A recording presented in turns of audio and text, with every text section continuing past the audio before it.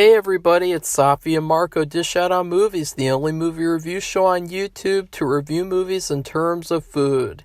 It's just Marco here once again, and I am here today to review a Marvel thing, which I wasn't planning on doing this. I was planning on possibly watching Hellraiser. Which I'm not, I don't want to watch it. I watched like 10 minutes of it, and I was like, I'm not watching this whole thing. Sorry, I'm not interested in this crap.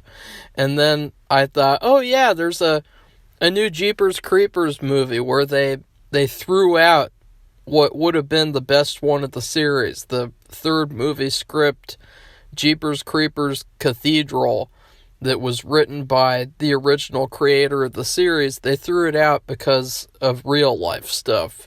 And then they made this stupid reboot called Jeepers Creepers Reborn.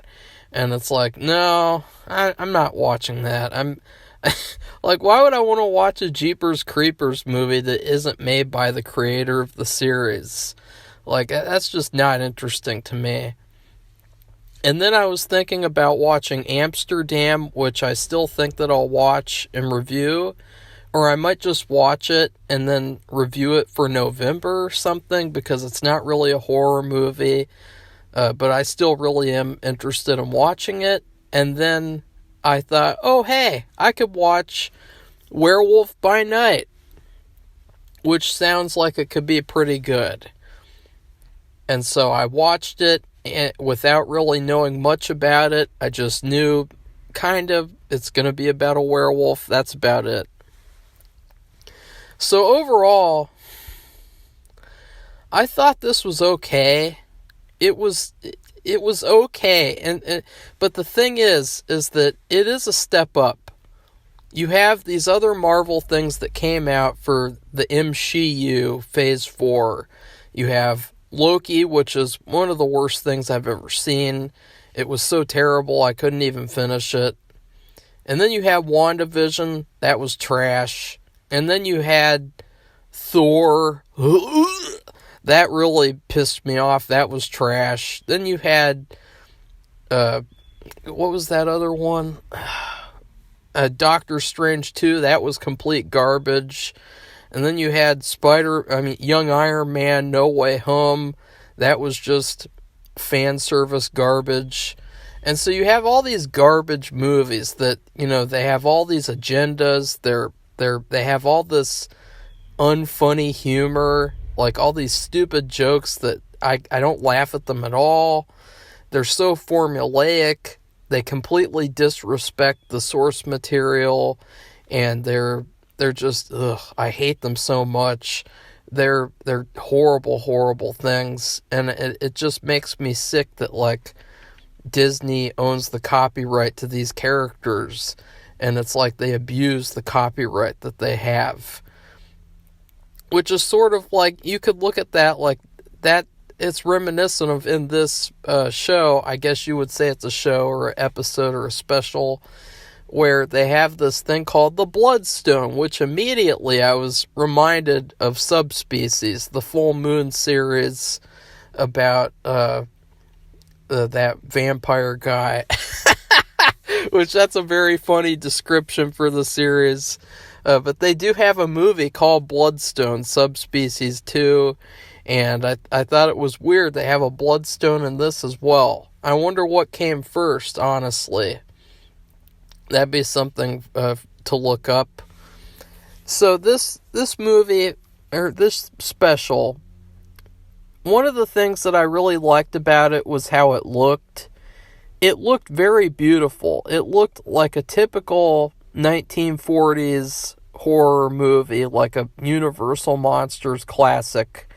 Even the title screens looked like a Universal Monster movie. I mean, it had a very good aesthetic. I mean, they really adapted that old horror movie aesthetic in a pleasing way. And see, there you go. Like, that's already something where this is set apart from Doctor Strange, where they completely the way that they they're respecting the old stuff. They're respecting the past. They're respecting old horror movies, old monster movies, by making it look like it and making it feel like one too. It really felt like it could have been something from back then, almost. And I say almost because it's kind of goofy in some places. I mean, the acting, there are a couple of side actors, not the main ones, but they have these like side characters who are really goofy and over the top.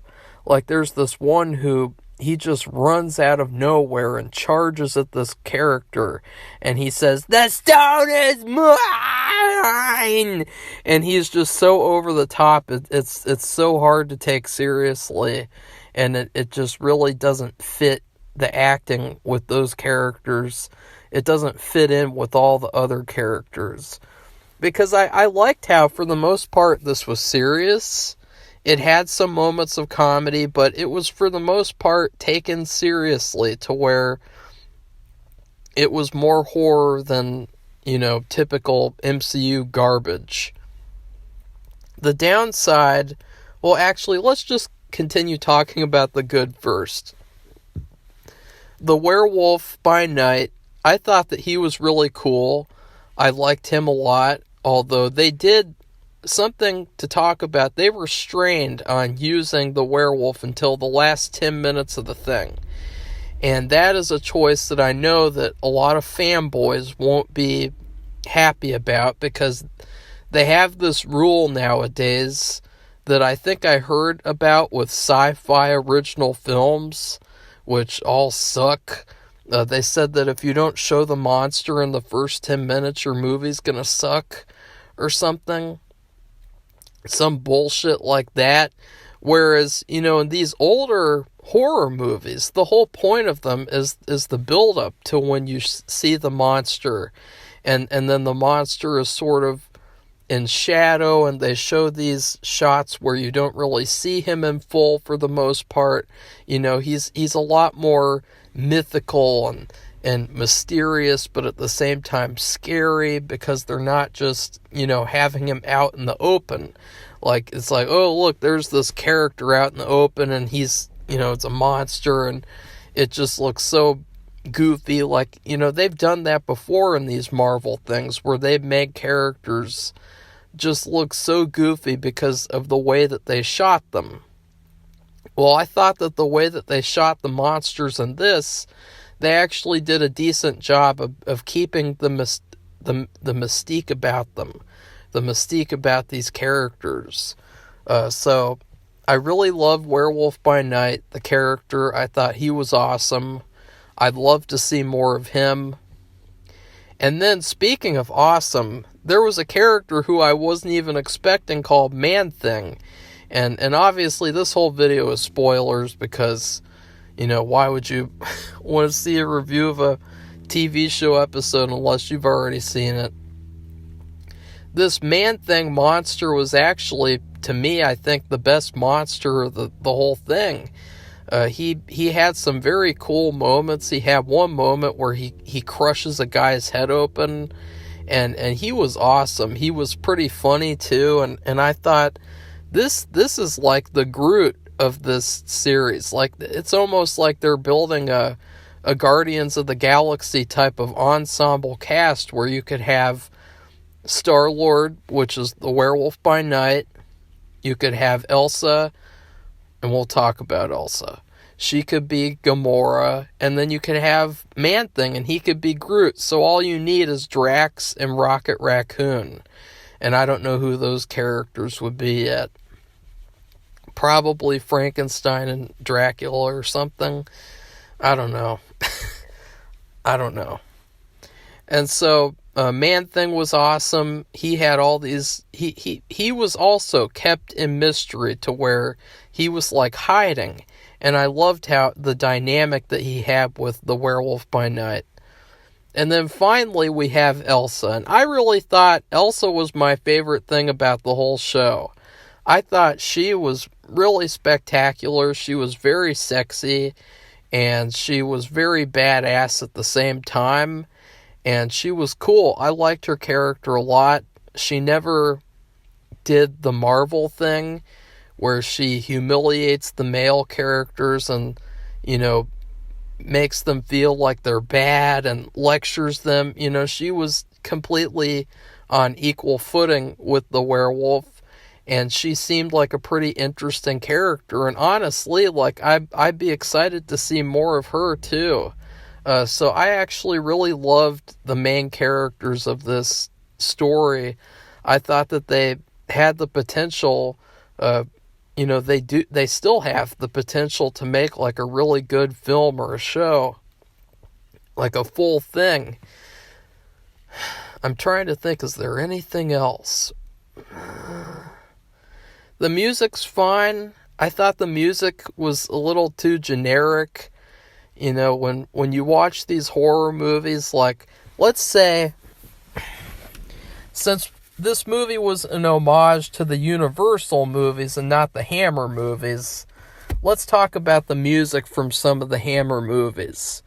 Well, obviously, for Bela Lugosi's Dracula, you have Swan Lake. And then for The Mummy with Boris Karloff, you have Swan Lake. And it's a very, very iconic song, to say the least. I mean, I could sing the whole song right now, or not sing, but like, you know, do the thing where I'm not going to do it because it makes me look retarded. Or I go like, duh, duh. You know, I'm not going to do that this time, I promise. Oh, I just did it. I didn't really fully do it though, so it doesn't count.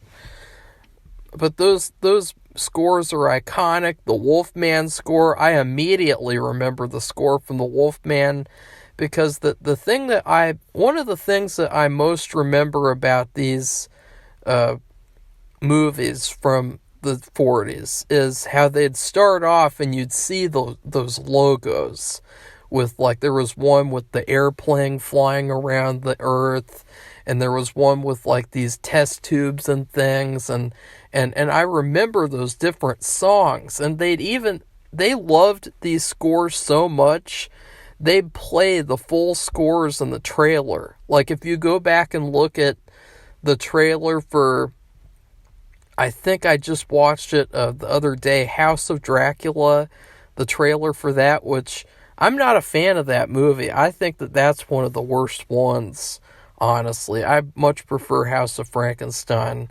But they play the score throughout that whole trailer because it's so fucking awesome. And the scores, you know, I can think they each have a unique sound. They each have unique vibes to them. And then, of course, Frankenstein. I mean, they're not the greatest scores of all time. Like, they still needed some work in terms of, like, having some more iconic songs. But the scores were much more exciting, unique, powerful, impactful. The music in this was just okay. And the story in this was just okay as well. And so we're going to get to the downfalls now of this show, because there are quite a few, believe me. As there are with anything MCU related. I mean MCU related. Number one.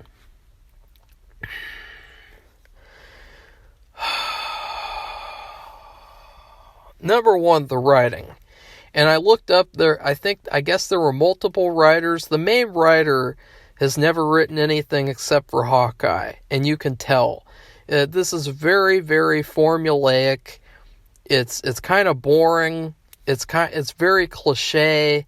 It's very predictable. It's very just casual. Like, it doesn't really feel much like a story worth telling at all. I mean, honestly, this just feels like a 50-minute demo reel of showing Marvel executives why you should have more Werewolf by Night material. Excuse me, sorry. That's all that this is to me. Like, the story is just so weak and just, you know, there's a plot device, a plot MacGuffin that they all have to hunt for, and you have this dialogue talking about, like, family drama, and it's just not that good. It's not that good of a story. It was not worth telling at all. They wasted these characters. They wasted the potential of this. They wasted the aesthetic, the Universal Monsters classic aesthetic. They wasted it all with the bad writing. And bad writing is just a consistent thing that I see with like almost everything that's bad. What's the main problem with films and shows nowadays? Bad writing. There is a lot of bad acting. There is a lot of bad other things. Like I saw this film that I can't even say the name because the person who made the film likes to go around deleting people's reviews with false copyright claims or copyright strikes, whatever the fuck. And that film was so bad. I mean, they green screened everyone into these green screen scenes, and oh god, that was the worst thing I've ever seen. And like, but the main thing that people have problems with is writing. And one of the things is that even though the people who were in charge of the technical levels of this production, even though it seemed like they studied the Universal Monsters films, I don't know, I might be wrong, but it did feel to me like in terms of the writing, like the writers are not really fans of those films. I mean, they have of course they did name that the love interest Elsa. They did name her probably after Elsa, who played Bride of Frankenstein, although I don't know if they came up with that character name or Stan Lee did, or the Marvel writers, because that would be the only thing that I really felt like was a callback. Other than that, it just felt like the writing was off, and that whoever wrote it, they weren't really fans of the Universal Monsters films. And that's another consistent thing that we see now, unfortunately, and that's sort of why we see all these political agenda crap things, is because the people who make things aren't fans of the original things. Because studios don't care about the fans. They wouldn't care about hiring a fan of Werewolf by Night to direct a Werewolf by Night film. And we saw that with Blade. They got some random director who's never done anything, and then they had to fire him because he was such trash. And that's because they just hired somebody based off of factors that have nothing to do with the character or the story. And that's a consistent problem. And it really shows in this film that, the writing was sort of like, it was like very basic level. It reminded me of like a story that you write in like a high school creative writing class, which, believe me, I've heard my fair share of those, and they were exactly like this. Another problem was the violence. The violence was very fake. It was very computer-generated blood. It was all like very fake looking to me, and I think that's another problem, because if you really, really, really, really are serious about doing the Universal's Monsters classic aesthetic, then you're not going to use computer generation whatsoever. I mean, yeah, sure, you could use it for like the man thing, I guess, even though that would have probably been frowned upon too. The Universal Monsters films, what did they have? They had Jack Pierce, and Jack Pierce, he made monsters out of people. He took people's faces and he sculpted them like a magician, and you don't really see that in this production. You see that, they use these overworked special effects computer artists. They use them to do some basic monster designs instead of being like the people who made the Universal's movies and just doing it yourself. They could have even gotten the actor who plays the werewolf. They could have gotten him to put his own makeup on or something to make this more, more real looking, because all the violence was very fake and very cartoonish. So I didn't like that. And then it was too short. Like this should have been a film. I mean, we should have gotten a film, because as it stands, this was nothing but a demo reel or a sizzle reel. It was edited like a sizzle reel. I mean, the pacing in this was terrible. The way that they had this long exposition at the beginning, and then you have this whole sequences where they just sort of cut these different, like, goofy situations. And then finally we have like a sequence at the end, which is pretty good. That was the best part, was like the last 15 minutes, 10 minutes, where the werewolf finally shows up in a special called Werewolf by Night. So overall, I think that's the last thing. So overall, I give this like a B- / C+. I give the main characters, I give Elsa an MMMMM, and also an A+. And then I give Werewolf by Night, I give him an A+. I give Man-Thing an A+. But everything else is like a B- / C+. So that's what I thought of this special. I would recommend watching it if you don't have anything else to watch and you want to get in the Halloween spirit. But other than that, just don't waste your time. Like, go watch The Wolfman. Like, go watch Frankenstein Meets the Wolfman.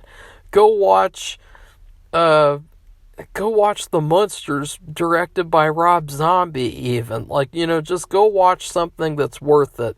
Because this was very unoriginal. It was like a sizzle reel. They literally just released this to see what people thought and to test the waters. And so, you can't really judge this very much as if it was a full film. And so maybe they'll release a full film after hearing these criticisms. Or maybe they'll just call me an hysterophobe or something, like they like to do with every other Marvel movie that comes out. And so please like this video, comment, tell me what you thought of Werewolf by Night, and if you think you would agree with like the writing, because I swear the writers nowadays, they're off. And it might be because there's like 10,000 writers and 10,000 drafts of each script that come out. So, maybe the original script was really good, but the script that they ended up going with was like a children's story. And then please subscribe to this channel if you'd like to see more honest reviews. Goodbye, everybody. See you.